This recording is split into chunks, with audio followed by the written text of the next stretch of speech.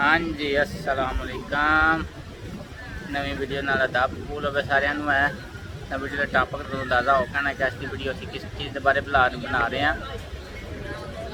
इस वीडियो का बुनियादी मकसद ऐसी है कि असीं बाहर ही बैठे सी एक टॉपिक नज़र चो गुजरिया, मैं चलो ये थोड़ी जी तफसील ना गपशप ला ली है कि स्पेन असीं किस तरीके नाल आ सकते हैं। बाकी मेरे दूसरे ब्लॉग्स तो या वीडियो तुहानूं बाकी कवानीन के बारे तो पता चलता रहेगा, लेकिन यह भी कोई चीज़ है कि सीखनी सी कि स्पेन असीं किस तरीके नाल आ सकते हैं और स्पेन के पासपोर्ट में नैशनैलिटी में किस तरीके नाल लै सकते हैं।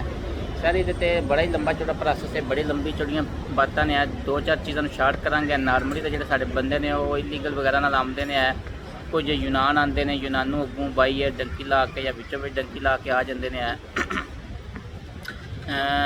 लेकिन कुछ लोग जो ने विज़िट वीज़ा ते आते हैं, पाकिस्तान विज़िट वीज़ा लवा लेंदे ने या टूरिस्ट वीज़ा लगवा लेंदे ने या बिजनेस वीज़ा लगवा लेंदे ने है, उस पर आ जाते हैं। लेकिन ओवरऑल जी चीज़ है जी स्पेन के बारे में तुम लीगल आवो इलीगल आवो सेम ही चीज़ है, वो तुमको कोई खास फर्क नहीं पवेगा और ना ही थोड़े को स्टेटस से फर्क पवेगा।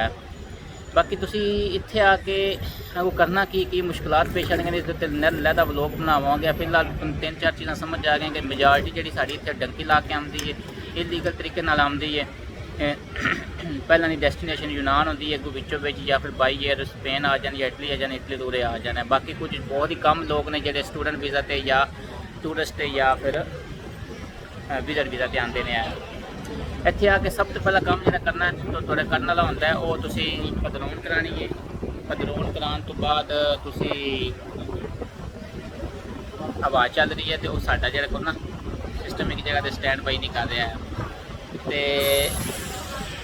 उस तो बाद सर दूसरी चीज़ जी है पदरौन करा के तुसी अपने आप को इंदराज करना है, अपना टाइम पास करना है। जो ही या साइलम वगैरह करा लो, तुसी जो ही तुहानूं 2-3 साल गुजर जाएंगे है, तुसी अपने डॉक्यूमेंटेशन अप्लाई करो, डॉक्यूमेंटेशन हो जाएंगे। उस तो बाद देखेंगे कि तुसी किस तरीके नाल स्पैनिश नैशनैलिटी लै सकते हो। सब तो फास्ट और पहला तरीका जो है स्पैनिश नैशनैलिटी लैन का वो है कि तुसी शादी कर लो। इत्थे है शादी की बेस पे पेपर लै लो है। शादी का पेपर बहुत ही आसान है, अगर थोड़ी किस नाल बन जाती है, थोड़ी किस नाल दिन या मंगी हो जाती है और तुसी किसी स्पैनिश लड़की नाल या किस नाल भी शादी करके पेपर लै लें। लेकिन नैशनैलिटी वास्ते अगर तुहानूं स्पैनिश लड़की चाहिए होगी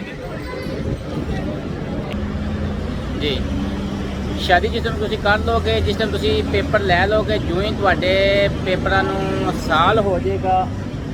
टूरिस्ट बस का शोर है ना, फिर हो सकता है सही समय ना दे दी जाए गल है। तो जिस टाइम तुम साल हो जाएगा पेपर लेने है तो तुम नैशनैलिटी अप्लाई कर सकते हो। पाकिस्तान तो करैक्टर सर्टिफिकेट अपना मंगाओ, बर्थ सर्टिफिकेट मंगाओ और बाकी डॉक्यूमेंटेशन नाल ला के तुम जो पासपोर्ट अप्लाई कर लो। ठीक शादी तो 1 साल बाद है। ये सब तो फास्ट तरीका है। दूसरा तरीका है भी कि जोड़े बंदे साइलम इत्थे आके लेंदे ने, सियासी पनाह लेंदे ने, स्पेन चाहते हैं सियासी पनाह लेंदे ने। सियासी पनाह भी आके जिन्होंने वाकई कोई मसला होंदा है और जिन्हों का केस अथेंटिक होंदा है, जिन्होंने वाकई बुनियाद होंदी है कि वो आके उन्होंने को सबूत वगैरह होंदे ने सियासी पनाह दे, उन्होंने सियासी पनाह का केस चलता है, बाद सियासी पनाह का केस पास हो जाता है, वो भी स्पैनिश पासपोर्ट अप्लाई कर सकते हैं 5 साल तो बाद। जो ही लीगल रेजिडेंसी थोड़ी 5 साल की होगी, 5 साल तुम स्पेन च लीगल हो जाएंगे तो तुम स्पैनिश पासपोर्ट अप्लाई कर सकते हो। प्रोसैस वो ही सेम ही है जोड़ा दूसरे का तुसी करैक्टर सर्टिफिकेट मंगाना है, अपना बर्थ सर्टिफिकेट मंगाना है, बाकी डॉक्यूमेंट्स ला के तुसी अप्लाई कर देना है। जी तीसरी चीज़ है वो सारा है कि तुसी आम नॉर्मल चलती भी है, वो है कि तुसी 10 साल तुम लीगल हो जाए। नॉर्मल तुसी आके रायगो के पेपर लवो, रायगो के पेपर लैके तुहानूं 10 साल स्पेन हो जाना है। 10 साल बाद तुसी स्पैनिश पासपोर्ट अप्लाई करो। ये सारा लंबा और लेंथी प्रोसैस होंदा है। ये भी तुसी कर लो हिसाब के 3 साल पहले 4 साल 3 साल इलीगल हो, पेपर लेंदे 4 साल बन जाए। 4 साल तो बाद तुसी 10 साल लीगल रवो है, 14 साल हो जाएंगे। उस तो बाद तुसी नैशनैलिटी अप्लाई करो। नैशनैलिटी अप्लाई करते भी तुहानूं 2-2.5 साल थोड़े ईजीली लग जाते हैं। चौथा और आसान तरीका यह होंदा नैशनैलिटी का कि वो सर जो लैटिन अमेरिका के लोग होंगे ने, अगर किसी को लैटिन अमेरिका का पासपोर्ट है वे लैटिन अमेरिका के लोग को तुसी जिन्हें कोलंबिया हो गया, पानामा, वेनेजुएला, ब्राज़ील, अर्जेंटीना, सारा जितना भी लैटिन अमेरिका का मुल्क है जिथे स्पेन ने हुकूमत की है, उन्होंने ममालक तो तुसी हो तो तुसी लीगल रेजिडेंसी जो तुम 2 साल हो जाते हैं। नॉर्मल आम बंद वास्ते 10 साल है, लैटिन वास्ते 2 साल है। जो तुम 2 साल इतने होने कि तुसी आके अपना पासपोर्ट अप्लाई कर सकते हो। 5वीं और आखिरी चीज़ है वे ਕਿ ਜਿਹੜੇ ਬੱਚੇ ਸਪੇਨ 'ਚ ਪੈਦਾ ਹੁੰਦੇ ਨੇ ਜਿਉਂ ਹੀ ਉਹਨਾਂ ਨੂੰ ਡਾਇਰੈਕਟ ਨੈਸ਼ਨੈਲਿਟੀ ਦਿੰਦੇ ਕੋਈ ਨਹੀਂ ਹਨ, ਨਾ ਹੀ ਉਹਨਾਂ ਨੂੰ ਡਾਇਰੈਕਟ ਡਾਕੂਮੈਂਟਸ ਦਿੰਦੇ ਨੇ।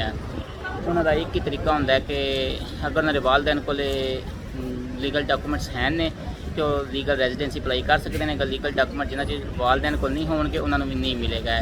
ਔਰ ਜਿਉਂ ਹੀ ਤੁਸੀਂ ਤੁਹਾਡੇ ਕੋਲ ਅਗਰ ਤੁਸੀਂ ਲੀਗਲ ਹੋ, ਤੁਹਾਡਾ ਬੱਚਾ ਪੈਦਾ ਹੋਇਆ, ਤੁਸੀਂ ਉਸ ਨੂੰ ਪਾਕਿਸਤਾਨੀ ਨੈਸ਼ਨੈਲਿਟੀ ਦਵਾਓਗੇ, ਪਾਕਿਸਤਾਨੀ ਪਾਸਪੋਰਟ ਜਾਂ ਇੰਡੀਅਨ ਪਾਸਪੋਰਟ ਦਵਾਓਗੇ ਔਰ ਉਸ ਤੋਂ ਬਾਅਦ ਤੁਸੀਂ ਉਹਦਾ ਲੀਗਲ ਡਾਕੂਮੈਂਟਸ ਅਪਲਾਈ ਕਰੋਗੇ। ਜਿਉਂ ਹੀ ਉਸਨੂੰ ਕਾਰਡ ਮਿਲੇਗਾ, ਸਪੈਨਿਸ਼ ਕਾਰਡ, ਰੈਜ਼ੀਡੈਂਸ ਕਾਰਡ, ਜਿਉਂ ਹੀ ਸਾਲ ਹੋਵੇਗਾ, ਸਾਲ ਬਾਅਦ ਤੁਸੀਂ ਨੈਸ਼ਨੈਲਿਟੀ ਅਪਲਾਈ ਕਰ ਸਕਦੇ ਹੋ। ਨੈਸ਼ਨੈਲਿਟੀ ਨਾਰਮਲ ਤੌਰ 'ਤੇ 1.5 ਤੋਂ 2 ਸਾਲ ਲੱਗਦੇ ਪਏ ਨੇ ਅੱਜ ਕੱਲ੍ਹ ਹੈ, ਅਤੇ 1.5 ਤੋਂ 2 ਸਾਲ ਬਾਅਦ ਜਿਹੜਾ ਪ੍ਰੋਸੈਸ ਪਾਸ ਹੋ ਜਾਂਦਾ ਹੈ। ਓਵਰਆਲ ਤੁਹਾਨੂੰ 2 ਤੋਂ 2.5 ਸਾਲ 3 ਸਾਲ ਤੱਕ ਤੁਹਾਨੂੰ ਸਾਰਾ ਲੀਗਲ ਪ੍ਰੋਸੈਸ ਕਰਕੇ, ਯਾਨੀ ਕਿ ਨੈਸ਼ਨੈਲਿਟੀ ਦਾ ਪ੍ਰੋਸੈਸ ਅੱਜ ਸ਼ੁਰੂ ਕਰੀਏ ਤੇ 2, 2.5, 3 ਸਾਲ ਤੱਕ ਤੁਹਾਨੂੰ ਕੰਪਲੀਟ ਕਰਦਿਆਂ ਜਿਹੜਾ ਨਾ ਤੁਹਾਨੂੰ ਨੈਸ਼ਨੈਲਿਟੀ ਪ੍ਰੋਸੈਸ ਕੰਪਲੀਟ ਹੋ ਜਾਂਦਾ ਹੈ।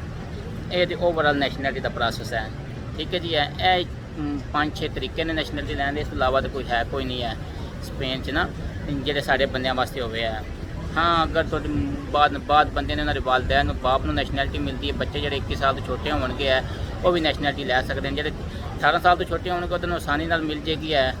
ਠੀਕ ਹੈ ਜੀ। ਪਾਕਿਸਤਾਨ ਹੋਣਗੇ ਤਾਂ ਪਾਕਿਸਤਾਨ ਘਰ ਬੈਠੇ ਪਾਸਪੋਰਟ ਮਿਲ ਜਾਏਗਾ, ਉਹਨਾਂ ਨੂੰ ਇੰਨੀ ਟੈਨਸ਼ਨ ਲੈਣ ਦੀ ਇੰਨੀ ਟੈਨਸ਼ਨ ਲੈਣ ਦੀ ਜ਼ਰੂਰਤ ਹੀ ਨਹੀਂ ਹੈ। ਬਾਕੀ ਗੱਜਦੇ ਰਹੋ, ਵਸਦੇ ਰਹੋ ਜਿੱਥੇ ਜਿੱਥੇ ਹੈ ਉਹ, ਜਿਹੜੇ ਮੁਲਕਾਂ 'ਚ ਵੀ ਹੈ ਉਹ ਦੁਆ ਕਰੋ ਸਾਡੇ ਵਾਸਤੇ, ਅਸੀਂ ਤੁਹਾਡੇ ਵਾਸਤੇ ਦੁਆ ਕਰੋ ਵੀ ਹੈ। ਅਤੇ ਇੰਝ ਦੀ ਇਨਫੋਰਮੇਸ਼ਨ ਲੈ ਕੇ ਅਸੀਂ ਆਉਂਦੇ ਰਹੀਏ।